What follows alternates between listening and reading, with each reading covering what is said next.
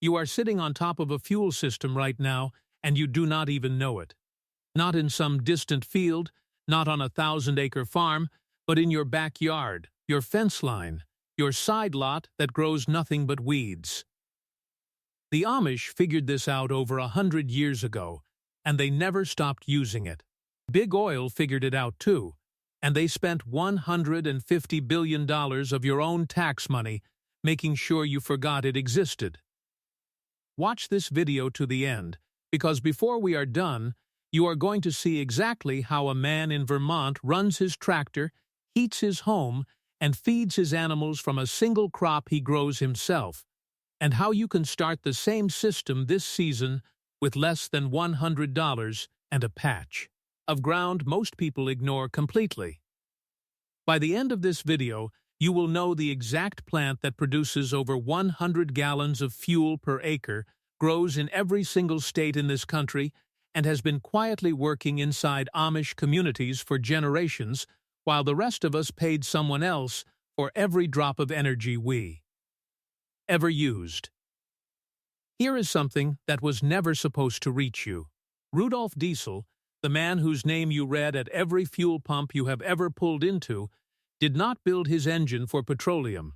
He built it in 1897, and he demonstrated it at the Paris World Exhibition in 1900, running on pure peanut oil, vegetable oil, pressed from a plant. No refinery, no pipeline, no tanker crossing an ocean. That was the original design. That was the intended fuel. And over the next 100 years, one of the most systematic and well-funded campaigns in American industrial history worked to make sure you would never know that sentence was true. Henry Ford knew it. In 1925, he told the New York Times that the fuel of the future would come from fruit, weeds, and sawdust. Things that grow. Alexander Graham Bell wrote in National Geographic in 1917 that alcohol was a clean and efficient fuel, and that energy independence was simply a matter of growing a crop. Two of the most celebrated inventors in American history pointed at the same answer, and both of them got buried under the same machine. By 1938, a company called Agrol had blended ethanol from American grain and put it in over 2,000 service stations across 8 Midwestern states: Indiana, South Dakota, Iowa, Nebraska.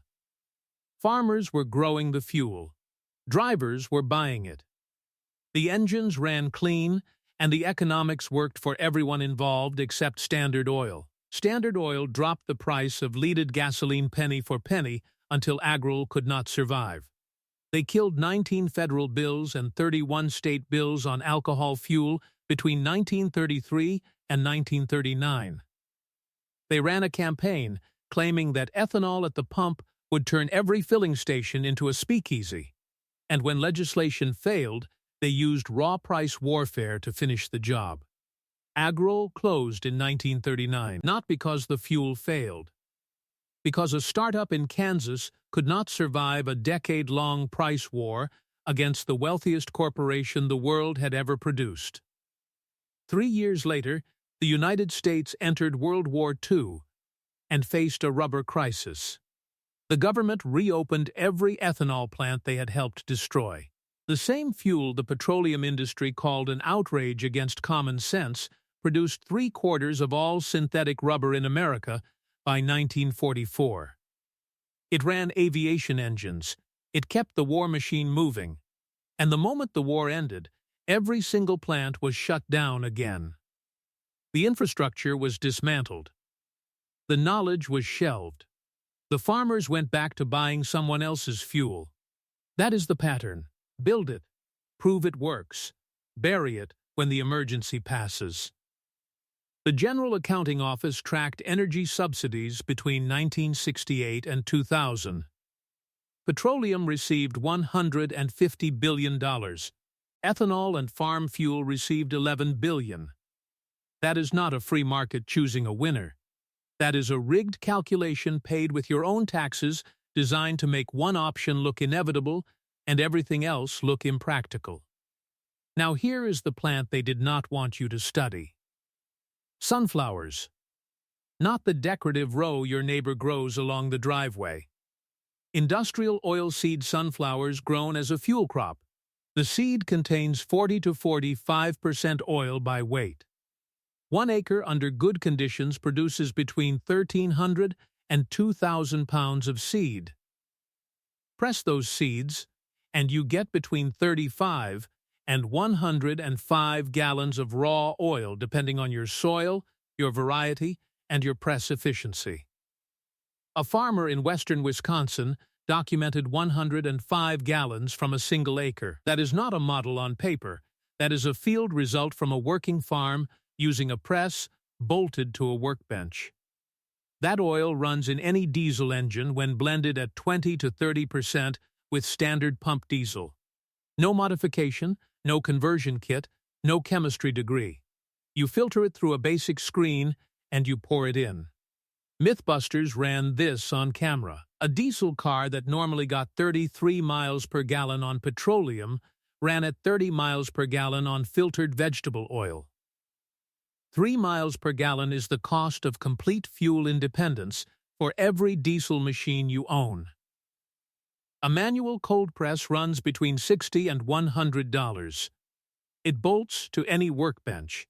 Seeds go in one end, golden oil comes out the bottom, and solid high-protein seed cake pushes out the other side to feed your chickens, your goats, or your compost pile.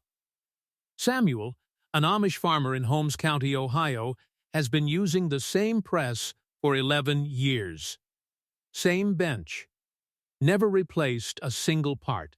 He pressed the seeds from 6 rows of sunflowers growing along his fence line, and his diesel generator ran in the corner with no smell and no smoke.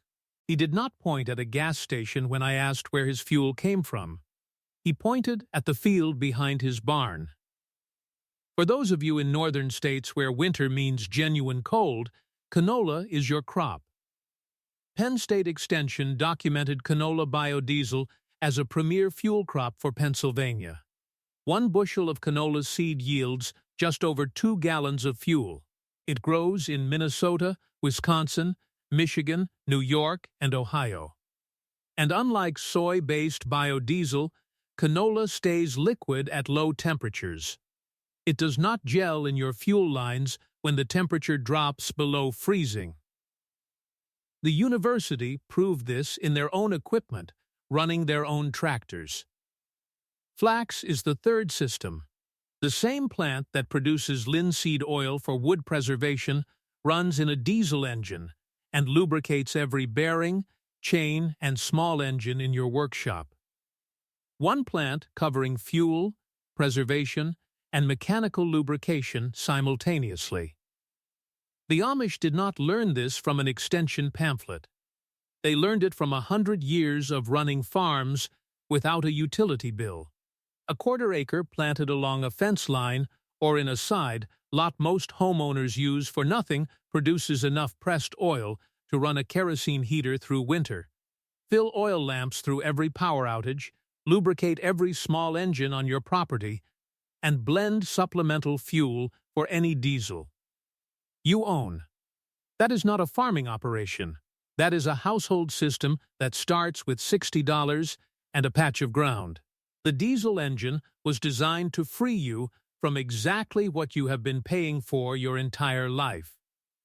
They took the inventor's name and attached it to the substance he was trying to replace.